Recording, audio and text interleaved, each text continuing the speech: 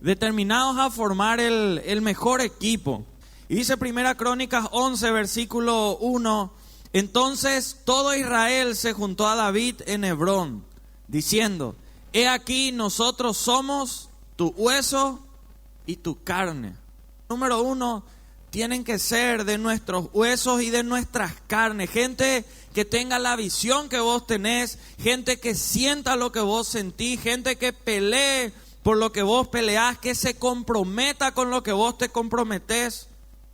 ¿Quién ya tiene a esas personas consigo? Tenemos que mirar y preguntarnos también, porque todos nosotros deberíamos estar bajo alguien, especialmente en lo espiritual. ¿Será que tu pastor o tu líder cuenta contigo como uno de esos, de sus huesos y de su carne?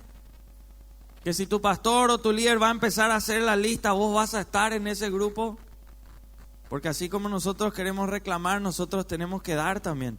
Sigue diciendo acá la Biblia en el versículo 3, en este mismo punto, dice la Biblia, y David hizo pacto con ellos delante de Jehová. Nuestro pacto para la conquista, cuando nos unimos en hueso y carne, no es algo terrenal, es algo espiritual, no es algo carnal. Por eso lo hizo no delante de un escribano, no delante de los escribas de ese tiempo, de los sacerdotes, sino delante de Jehová. Y por ende, las reglas y los principios que se respetan dentro de ese equipo son las espirituales. Los principios que se rigen, las cosas que se van a exigir, son las espirituales, no las terrenales. Hicieron pacto delante del Señor. Dice el versículo 5 que empezó a suceder algo. Los moradores de Jebús dijeron a David, no entrarás acá. Mas David tomó la fortaleza de ellos, que es ahora la ciudad de David. Le dijeron que él no iba a poder entrar en ese lugar, en esa conquista. Pero ¿qué pasó? Él ya tenía a hombres y mujeres que tenían sus huesos, sus carnes, estaban ahí con él en un mismo sentir y unidos. Él conquistó ese lugar. ¿Qué quiero decirte con eso? Lo que dice el versículo 7. David habitó en esta fortaleza y por eso la llamaron la ciudad de David. Cuando vos tengas tu equipo que sea de tu hueso y tu carne contigo, donde antes tenías derrota, vas a tener victoria. Donde antes no podías conquistar, vas a empezar a conquistar. Lo que antes tenías cerrado, ahora vas a tener abierto. Lo que antes no era tuyo, ahora va a ser tuyo. ¿Y cuántas veces no conseguimos eso en las ciudades, en los lugares donde estamos? Después dice el 8 que edificó un muro, volvió a levantar una verdadera defensa con esa gente. Porque cuando vos tenés a hombres y mujeres con tus huesos, con tu carne, con tu mismo sentir, tu mismo espíritu, vos podés levantar otra vez los muros para proteger de todo lo que el enemigo quiere hacer. Porque sabemos que en un sentido espiritual, cuando los muros estaban caídos, esas ciudades eran arremetidas con todo lo que los enemigos querían y planeaban hacer. Y vos y yo necesitamos volver a edificar muros de contención, de protección. ¿Y con quiénes vamos a hacer eso? Con los que tengan nuestro mismo sentir. Y ¿saben qué? Miren, este versículo 9 es tremendo.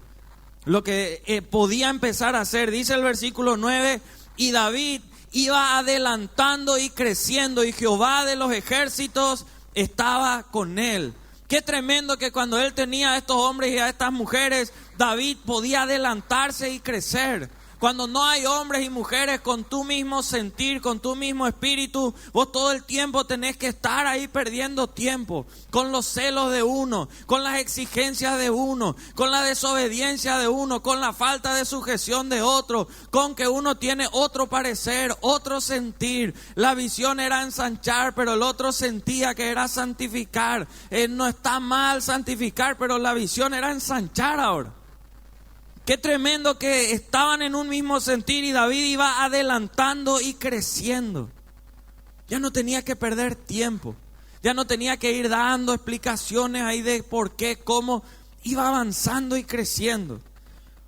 Gloria a Dios que podamos llegar a eso. Amén. Número 2, dice la Biblia que después de tener a estos hombres de huesos y carnes, el versículo 10 de Primera de Crónicas, dice, estos son los principales de los valientes que David tuvo y los que le ayudaron en su reino con todo Israel para hacerle rey sobre Israel conforme a la palabra de Jehová. David levantó a sus valientes. Mi hermano, mi hermana, amigo, amiga, lo que vos sembrás como discípulo, eso vas a cosechar como líder. Vos sembrás lealtad, vas a cosechar lealtad. Vos sembrás compromiso, vas a cosechar compromiso. Vos sembrás fidelidad, vas a cosechar fidelidad. Vos sembrás hablar mal de tu líder, vas a cosechar que hablen mal de vos. Vos sembrás desobediencia, vas a cosechar desobediencia. Es una ley que está establecida en la palabra de Dios. Lo que uno siembra, uno termina cosechando.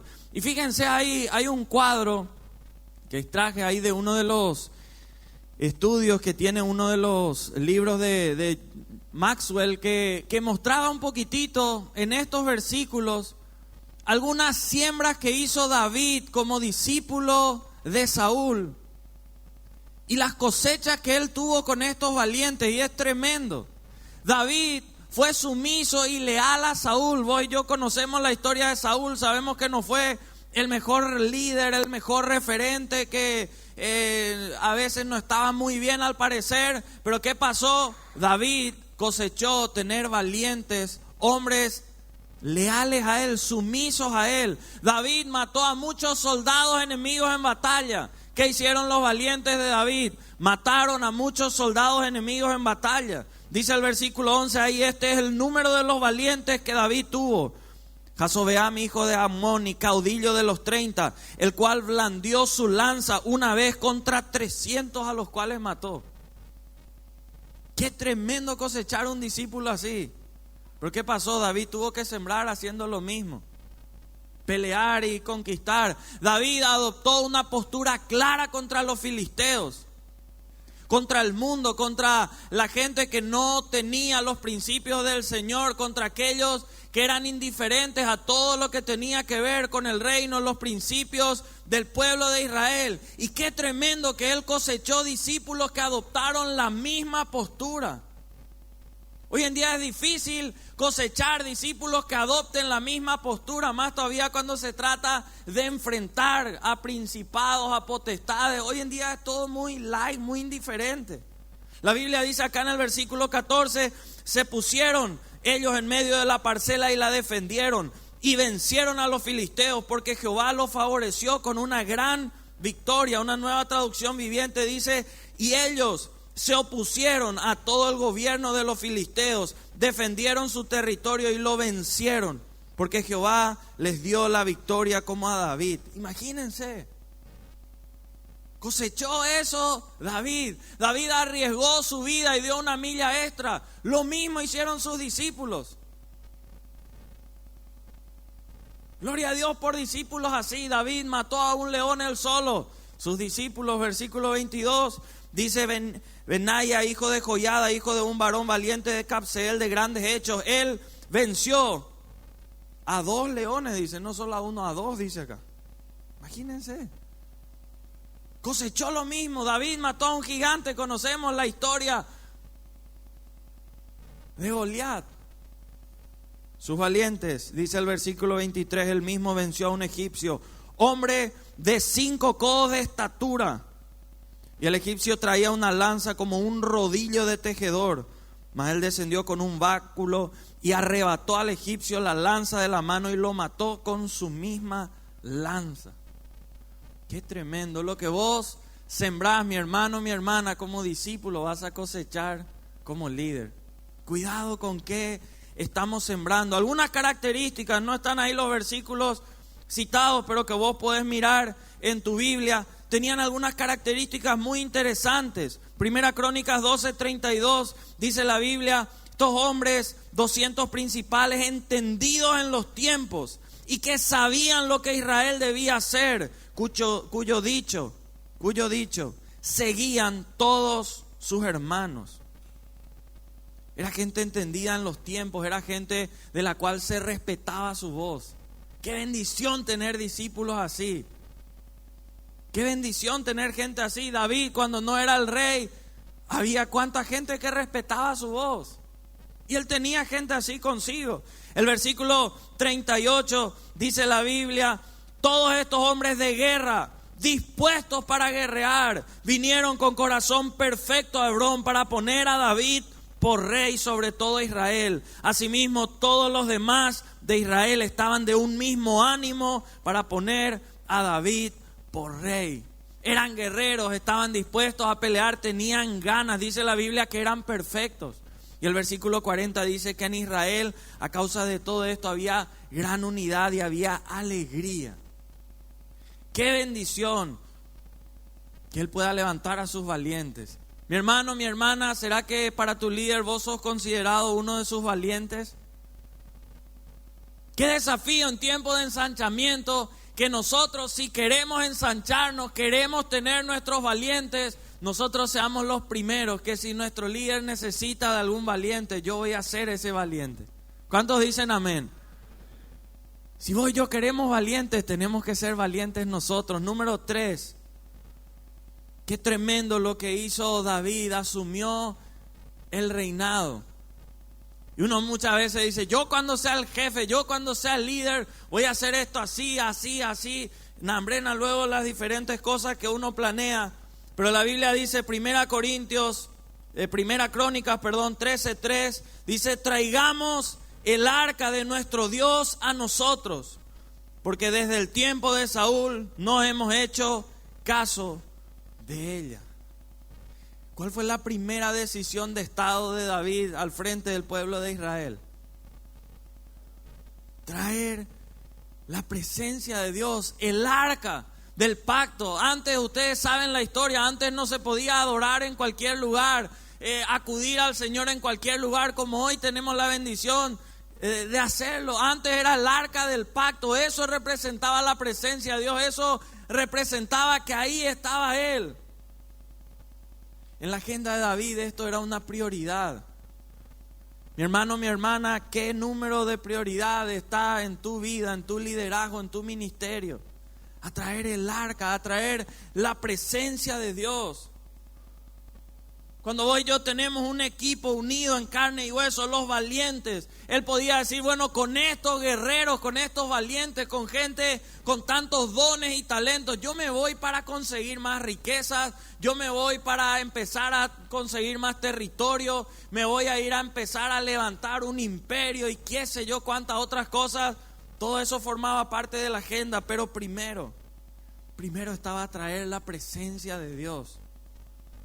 Pasan cosas tremendas cuando vos y yo damos prioridad a traer la presencia de Dios. ¿Y cuál es la actitud correcta que tenemos que tener para traer la presencia de Dios? La Biblia dice en Crónicas 13:8, David y todo Israel se regocijaban delante de Dios con todas sus fuerzas, con cánticos, con arpas, salterios, tamboriles, címbalos y trompetas. Con todas sus fuerzas buscaban ellos atraer la presencia de Dios. A veces vos y yo decimos, quiero la presencia de Dios, pero hacemos nuestra oración más desganada, como para cumplir nomás. Quiero la presencia de Dios, pero así nomás un minutito, una música, llega un mensaje y terminó ese tiempo. Todas sus fuerzas no eran las peores de sus fuerzas, eran todas sus fuerzas. No escatimar. Y ¿saben qué, hermanos? En medio de eso hubo un problema. Ustedes conocen la historia. Porque tenían buena intención, estaban con todo el corazón, pero hubo un grave problema, hubo un muerto. Hubo muerte. En ese camino no da el tiempo para leer hoy toda esa historia, pero sí da tiempo para ver qué siguió haciendo. ¿Saben qué? Eso no le detuvo. Fue algo grave, sí, fue algo gravísimo. Pero eso no detuvo, mi hermano, mi hermana. ¿Cuántas veces voy yo? Estamos en el ministerio queriendo atraer de verdad la presencia de Dios, pero hay problemas, hay dificultades que es como que nos hacen cambiar la agenda, la intención. ¿Y qué pasa? Después dejamos ya de lado eso. David se enfocó y a pesar de que tuvo que arreglar todo, hubo todo un tema, todo el capítulo 14 habla ahí de todo lo que tuvieron que hacer. Y llegamos al capítulo 15. Donde la Biblia dice en el versículo 1, hizo David también casa para sí en la ciudad de David y arregló un lugar para el arca de Dios y le levantó una tienda. David entendía que atraer la presencia de Dios iba a costarle quizá todo. Había un precio que él tenía que pagar para eso. Hizo un lugar para el arca. Este va a ser tu lugar, como cantamos a veces. No quiero solo una visita, quiero que vengas a habitar. Eso él quería. Le costó recursos, le costó tiempo, le costó solucionar cosas, pero la presencia tenía que estar ahí. Siguió todo el proceso y llegamos al capítulo 16. Dice ahí la Biblia: así trajeron el arca de Dios y la pusieron en medio de la tienda que David había levantado para ella. Y ofrecieron holocaustos y sacrificios de paz delante del Señor. A traer la presencia de Dios a nuestro territorio, a nuestra célula, a nuestro trabajo, a nuestra ciudad, nos costará. Mi hermano, mi hermana, no va a ser fácil, se va a tener que pagar un precio. Requiere de verdadera determinación, de diligencia, de perseverancia, de constancia, de sumergirnos en su presencia, ver cuál es su voluntad, someternos a su voluntad, cuál es su manera, no nuestra manera. Como Él quiere establecer su reino, no como yo quiero. Porque la intención de David inicialmente estaba bien, era correcta, traer la presencia de Dios. Pero Dios no quería así nomás. O tal vez tenía que formar algo más, no era así nomás. Y David siguió todo el proceso que el Señor quiso hasta que pudo estar en ese lugar.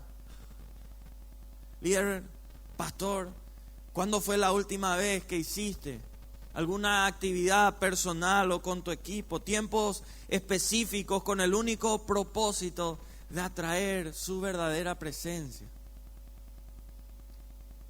Porque cuando uno lleva años en el ministerio es fácil, te dicen subiste a predicar y te subí y ya está, y el Señor es el que obra. ¿Cuándo fue la última vez que dejamos 100% a cargo de su presencia? Los planes, la guía del Señor en el rubro en el cual vos estás. Tal vez sos el mejor de los más preparados. Tenés una experiencia que otros no tienen. Pero algo pasa y vas a ver con la historia de David cuando verdaderamente es su presencia la que está ahí en el lugar donde vos estás empezando a obrar. Y saben que esto llegó al siguiente punto. En todo Israel empezaron tiempos de adoración.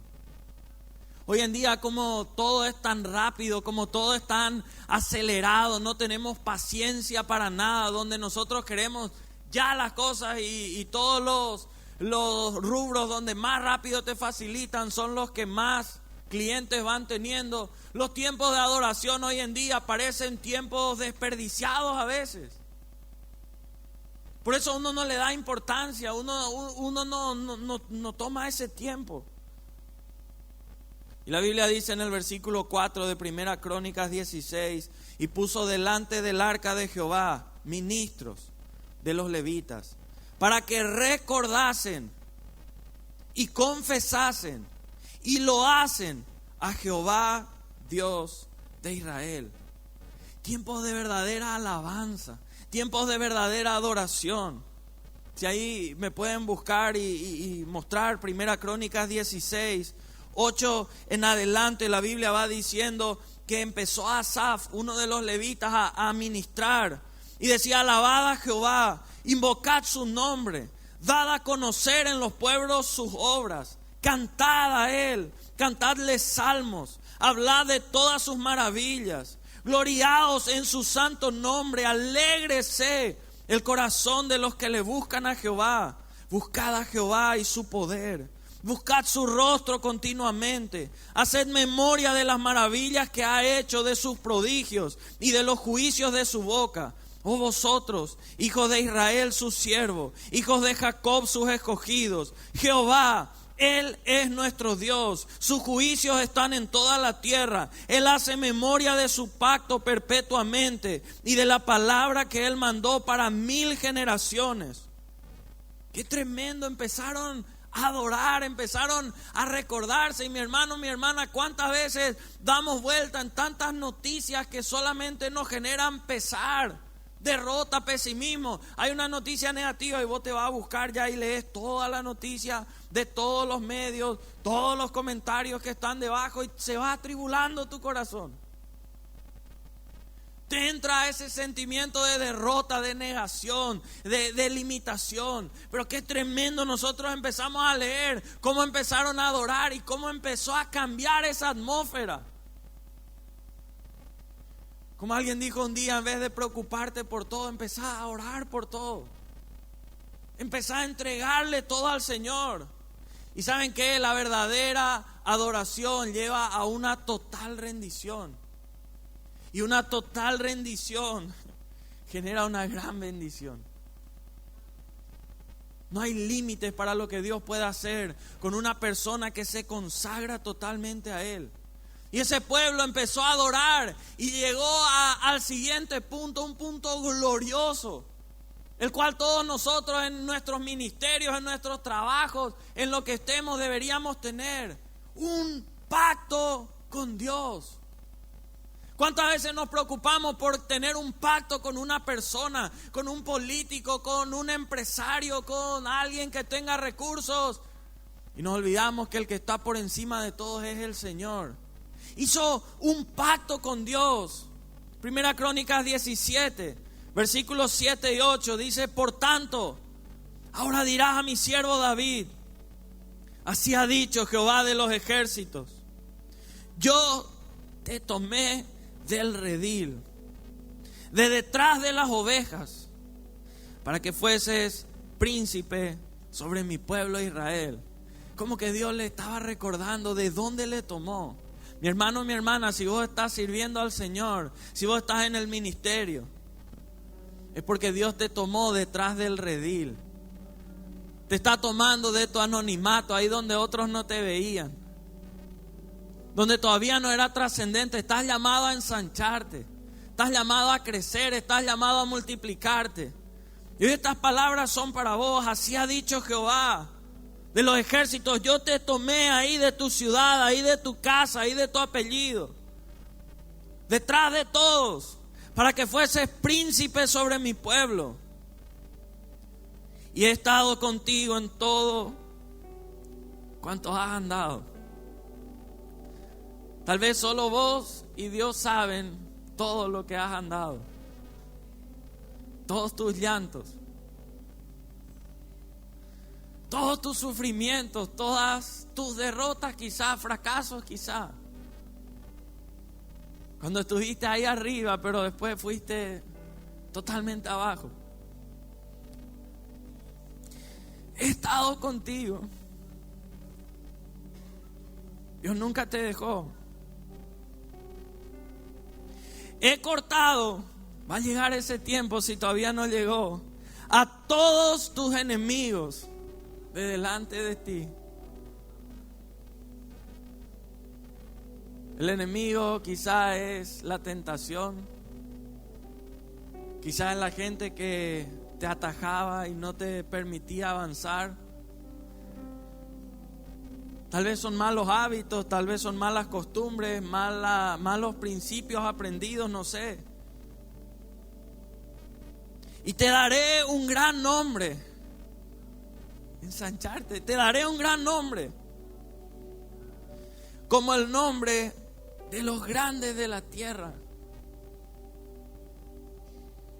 Y la Biblia sigue diciendo, y quiero leerte versículos 11 en adelante. Este pacto con Dios fue tremendo.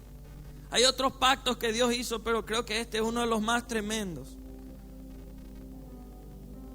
Capítulo 17, versículo 11 dice: y cuando tus días sean cumplidos para irte con tus padres, levantaré descendencia después de ti, a uno de entre tus hijos, y afirmaré su reino. Él me edificará casa, y yo confirmaré su trono eternamente. Yo le seré por padre y él me será por hijo, y no quitaré de él mi misericordia, como la quité de aquel que fue antes de ti, sino que lo confirmaré en mi casa y en mi reino eternamente, y su trono será firme para siempre. Conforme a todas estas palabras y conforme a toda esta visión, así habló Natán a David. Y entró el rey David y estuvo delante de Jehová. Y dijo: Jehová Dios, ¿quién soy yo? ¿Y cuál es mi casa para que me hayas traído hasta este lugar? Y aún esto, oh Dios, te ha parecido poco, pues que has hablado de la casa de tu siervo para tiempo más lejano, y me has mirado como a un hombre excelente, oh Jehová Dios. ¿Qué más puede añadir David pidiendo de ti para glorificar a tu siervo? Mas tú conoces a tu siervo. Oh Jehová, por amor de tu siervo y según tu corazón, has hecho toda esta grandeza para hacer notorias todas tus grandezas. Jehová, no hay semejante a ti, ni hay Dios sino tú, según todas las cosas que hemos oído con nuestros oídos. ¿Y qué pueblo hay en la tierra como tu pueblo Israel, cuyo Dios fuese y se redimiese un pueblo, para hacerte nombre con grandezas y maravillas, echando a las naciones delante de tu pueblo que rescataste de Egipto? Tú has constituido a tu pueblo Israel por pueblo tuyo para siempre, y tú, Jehová, has venido a ser su Dios. ¿Y saben qué empezó a venir después de este pacto tan increíble? Lo último. Número 6. Él extendió sus dominios. Hubo todo un proceso para que llegue a eso. Y llegó el tiempo de ensancharse con hombres con su mismo corazón, con hombres con su mismo sentido, habiendo hecho toda una base, un cimiento como para que todo lo que venía a partir de ahí no caiga. La bendición que Dios te quiere dar, mi hermano, mi hermana, es para que nadie más te la pueda robar. Es para dejar en alto su gloria. Es para que cuando empiece a venir gloria, empiece a venir honra hacia lo que estés haciendo ahí en la ciudad donde estás, ahí en la célula que estás liderando, y los cientos que van a venir debajo, los miles que se irán agregando, la gloria sea para Dios y te hablen cómo hiciste. Y vas a poder mostrar, hay un equipo. Hay un equipo. Yo fui leal, yo fui comprometido como discípulo. Mi líder sabía que podía contar conmigo. Y mis discípulos son más tremendos.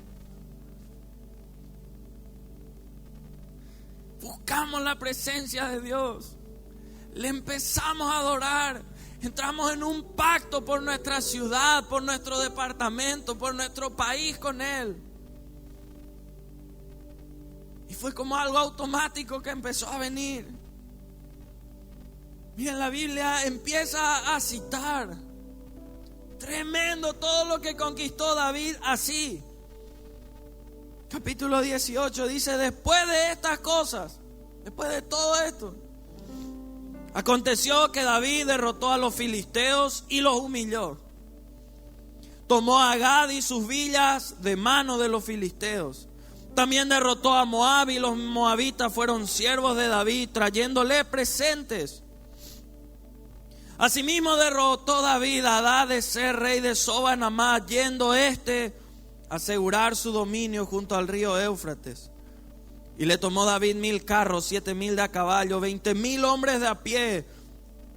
Y desjarretó David los caballos de todos los carros, excepto los 100 carros que dejó. Y viniendo los sirios de Damasco con ayuda de Hadadezer, rey de Soba, David hirió de ellos 22,000 hombres. Y puso David guarnición en Siria de Damasco, y los sirios fueron hechos siervos de David, trayéndole presentes. Porque Jehová daba la victoria a David donde quiera que iba.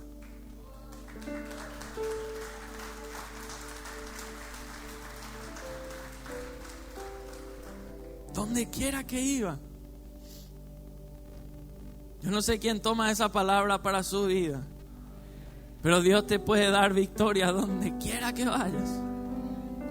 Dijeron que no se podría, vos vas a poder. Dijeron que no se iba a poder conseguir, vos vas a conseguir. Si Dios lo hizo con David, ¿quién dijo que no lo hará contigo? Si David pudo, vos tenés. ¿Qué tenemos en común? El mismo Dios. El mismo Dios que operó ahí, sigue operando ahora. ¡Qué tremendo! Seamos determinados e intencionales en nuestro trabajo, en nuestras intenciones. No hagamos las cosas por hacer. No hagamos una célula por hacer una célula. Tiempo de célula y no.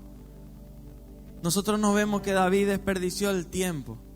Algo que aprendí de mi pastor en este lugar es que cada célula, cada tiempo tiene que ser un tiempo donde se note que Dios está en ese lugar. No podemos hacerle perder el tiempo a la gente. Tenemos que ser cuidadosos con eso.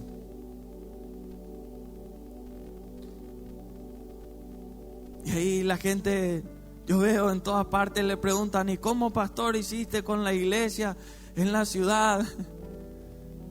Y se trata de día a día, semana a semana. Hayan muchos o hayan pocos. Ahí donde estás, yo te animo a cerrar tus ojos.